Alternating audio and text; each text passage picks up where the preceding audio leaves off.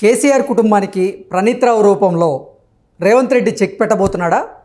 ప్రణీత్రావు తీగలాగితే డొంక కేసీఆర్ కేటీఆర్ దాకా వెళుతోందా అంటే అవుననే సమాధానం ఇస్తున్నారు కొంతమంది రాజకీయ విశ్లేషకులు. ఇక ఇదే అంశానికి సంబంధించి మనతో మాట్లాడేందుకు టీడీపీ అధికార ప్రతినిధి సూర్యదేవర్ లత గారు మనతో ఉన్నారు. ఆవిడతో మాట్లాడదాం. మేడం నమస్తే అండి. నమస్తే మేడం, కేసీఆర్ కుటుంబానికి ప్రణీత్రావు రూపంలో రేవంత్ రెడ్డి చెక్ పెట్టే ప్రయత్నం చేస్తున్నారా? అందులో భాగంగానే ప్రణీత్రావు తీగలాగితే డొంక కేసీఆర్ కేటీఆర్ దాకా వెళ్తోందా అంటే ఏం చెప్తారు? ఇప్పుడు ఖచ్చితంగా ఒకటి ఆలోచించాల్సిన విషయం.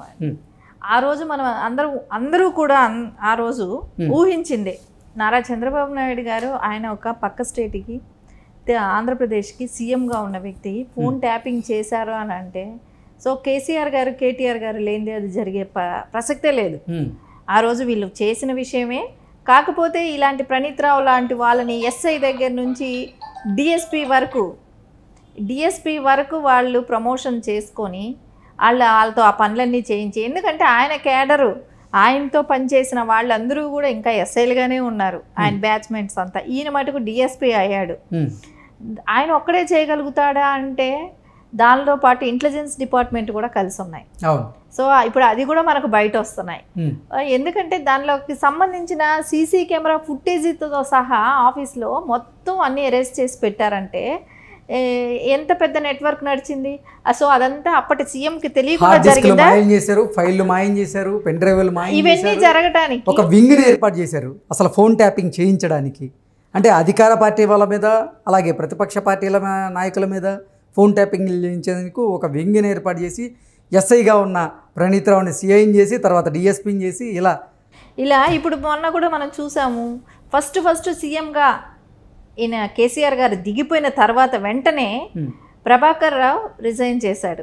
సో దానిలో మనకు తేటతెల్లం అయిపోయింది ప్రభాకర్ రావు ఎంత సీరియస్గా కేసీఆర్ గారికి ఇలాంటి పనులన్నీ చేశాడనేది. ఆయన ఉద్దేశం ఏంటంటే తెలుగుదేశం పార్టీ తెలంగాణలో ఉంటే ఆయన ఉనికికి బాధపడ్డాడు.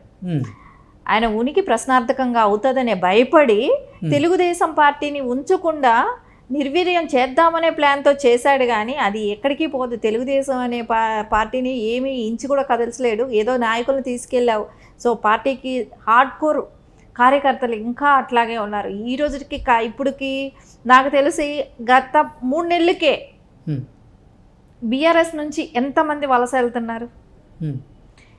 తెలుగుదేశం పార్టీ తెలంగాణలో 21 సంవత్సరం అయింది. 21 years అధికారం కోల్పోయి తెలంగాణలో. కానీ స్టిల్ ఈ రోజుటి వరకు కూడా తెలుగుదేశం పార్టీలో కార్యకర్తలు కానివ్వండి, ప్రతి జిల్లాల వారీగా ప్రతి చోట కూడా కేడర్ అలా ఉంది అని అంటే ఈరోజు నువ్వు చెప్తున్నావు. ఏమని చెప్తుంటే మొన్న చూడండి వాళ్ళకి కార్యకర్తలకి దిశానిర్దేశం చేస్తూ ఏం చెప్పాడు, టీడీపీ వాళ్ళని చూసి నేర్చుకోండి అన్నాడు. అంటే నువ్వు టీడీపీ వాళ్ళని చూసి నువ్వు నేర్చుకోవాల్సింది ఉంది. ఏ రోజు పక్క పార్టీ వాళ్ళని నిర్వీర్యం చేయాలని, ఎప్పుడు అపోజిషన్ ఉండకూడదని తెలుగుదేశం పార్టీ ఏ రోజు భావించలేదు. నువ్వే సరైన లీడర్ కానప్పుడు నువ్వే నేర్చుకోలేదే.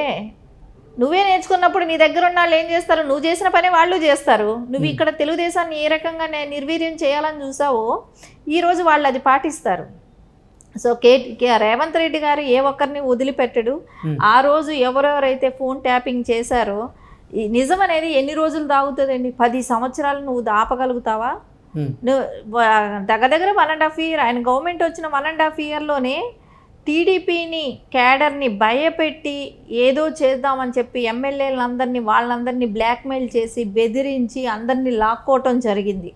ఎందుకంటే నీ దగ్గర ఇప్పుడు తుమ్మల గారు ఎవరైనా తెలుగుదేశం నుంచి వెళ్ళిన వాళ్ళనే మినిస్టర్స్ చేసావు. నీకు తెలుసు వాళ్ళలో ఆ డైరెక్షన్ కానివ్వండి, బాబు గారి దగ్గర వాళ్ళు చేశారు కాబట్టి మినిస్టర్స్గా చేశారు కాబట్టి వాళ్ళ ఎక్స్పీరియన్స్ యూజ్ చేసుకుందామని నువ్వు చేసావు. కానీ పార్టీని ఏ రకమైన ఇబ్బందులు పెట్టాడు తెలుగుదేశం పార్టీని? అది ఉంచకూడదు. సో బాబు గారు అరెస్ట్ అయినప్పుడు కూడా అదే మనకు ఆ అక్కసు వెళ్ళగక్కాడు బయట. ఆ రోజు ముందు వరకు ఏదో బ్యాక్గ్రౌండ్ వెనకాల అన్నీ చేసుకుంటూ వచ్చినా కూడా నారా చంద్రబాబు నాయుడు గారు అరెస్ట్ అయినప్పుడు వాళ్ళల్లో ఉన్న విషయం అంతా ఒక్కసారి బయట వచ్చింది. అప్పుడు పబ్లిక్కి తెలిసింది నువ్వు ఇంత కుట్ర చేస్తున్నావని. ఇప్పుడు జైలుకి వెళ్ళారు అని అంటే ఎలాంటి ఒక పక్క స్టేటు సీఎం. సో నీ ఒపీనియన్ ఏంటో చెప్పడానికి కూడా నీకు టైం లేకుండా పోయిందా? ఓసారి ఇక్కడ ధర్నాలు చేస్తుంటే వాళ్ళని ధర్నాలు చేసే వాళ్ళని పక్క రాష్ట్రంకి వెళ్ళి చేసుకోండి అంటావా? మీకు ఇక్కడ ఏం పని, మీరు ఇక్కడ ఎందుకు చేస్తున్నారని అంటావా? కానీ ఓట్లు కావాలి వాళ్ళకి, స్వేచ్ఛగా వాళ్ళు వాళ్ళ నిరసన వాళ్ళని వ్యక్తపరచుకొని ఇవ్వా? ఇలాంటివి చేసినప్పుడు కానీ మనకు తెలుస్తుంది నువ్వు ఎన్ని రకాల. నారా చంద్రబాబు నాయుడు గారు ఒక 10 సంవత్సరాలు జాయింట్ స్టేట్ హైదరాబాద్, ఇలాంటి స్టేట్లో ఆయన కూడా సీఎంగా ఆయనకి అధికారాలు ఉన్నాయి ఇక్కడ. అలాంటప్పుడు ఆయన ఏ రోజైనా అలాంటి పని చేశారా? అప్పటికి ఏపీ ఆస్తులు కూడా ఇక్కడ ఉన్నాయి. ఆయన అనుకొని ఏమైనా చేశారా? వాళ్ళకి ఇంటెలిజెన్స్ ఉంది, వాళ్ళకి డిపార్ట్మెంట్ ఉంది, కానీ ఏ రోజు అలా చేయలేదే. ప్రజలకి ఆయన ఎంతసేపు కూడా ఒక లీగల్గా లాయల్గా ఎలా చేయాలి అనే దాని మీద ఉంటుందే కానీ, సబ్జెక్ట్ మీద అవగాహన ఉంటుందే కానీ, ఇట్లా అడ్డదారిన వచ్చిన వాళ్ళు కాదు కదా. ఉద్యమం ఎవరో చేశారు, పేరు నేను వేసుకున్నాను, చనిపోయింది ఎవరో, నా కుటుంబం ఏదో చేసేసింది అనుకొని ఇన్ని చేశావు. ఈరోజు నువ్వు చేసిన పాపాలన్నీ ఒక్కొక్కటి బయట వస్తున్నాయి. తప్పకుండా ఇది బయట వస్తుంది. దాని వెనకాల కేసీఆర్ గారు, కేటీఆర్ గారి హస్తం కంపల్సరీ ఉందండి. ఆ రోజు నారా చంద్రబాబు నాయుడు గారిని ఫోన్ ట్యాపింగ్ చేసిన దానిలో వీళ్ళ హస్తం ఖచ్చితంగా ఉంది. అది ఉండబట్టే ఆ రోజు, లేకుంటే ఈ డిపార్ట్మెంట్ వాళ్ళకి తెలియదా? ఒక సీఎంది ఫోన్ ట్యాపింగ్ చేస్తే ఎంత క్రైమ్ అనేది వాళ్ళకి తెలియదా? తెలిసి వాళ్ళు చేశారంటే నీ హస్తం ఉండబట్టేగా. అది ప్రజలకు కూడా అందరికీ తెలుసండి, ఆ రోజునే తెలుసండి. సో నేను మోనార్కు, నేను రాజుని, తెలంగాణ స్టేట్ నా కబంధ హస్తాల్లో ఉంది, ఎవరు ఏమీ చేయలేరు నన్ను అనే ఒక ధీమాలో ఉన్నాడు. టైం టేకింగ్ కొద్ది రోజులు పట్టింది, కానీ నిజము న్యాయం అనేది ఎక్కడికి పోలేదు. తప్పకుండా ఈరోజు దానికి అవన్నీ బయట వస్తాయి. దానికి తగ్గ శిక్ష కానీ, రేపు పొద్దున వాళ్ళ రెస్పాన్స్ కానీ, వాళ్ళు ఏ విధంగా సమాధానం చెప్తారో ప్రజలకే కానివ్వండి, అది ఏపీ సీఎం ఉన్న హోదాకి కూడా వాళ్ళు గౌరవం ఇవ్వలేదు ఆ రోజు. ఓకే, రేవంత్ రెడ్డి తన గురువైనటువంటి చంద్రబాబు గారికి గిఫ్ట్, అలాగే కల్వకుంట్ల కుటుంబానికి రిటర్న్ గిఫ్ట్ ఇచ్చేలా ఈ చర్యలు ఉన్నాయంటూ కూడా ఇప్పుడు సోషల్ మీడియా వేదికగా ఒక చర్చ మొదలైంది. దీన్ని ఎలా చూడొచ్చు? గిఫ్ట్, రిటర్న్ గిఫ్ట్ కన్నా కూడా అండి, ఆ రోజు సఫర్ అయిన ఇది అండి. సో చేయని వాటిని ఏంటేంటో లింకులు పెట్టి ఏదేదో చేసి దాన్ని మసిబూసి మారేడుకాయ చేసినట్లు చేశారండి.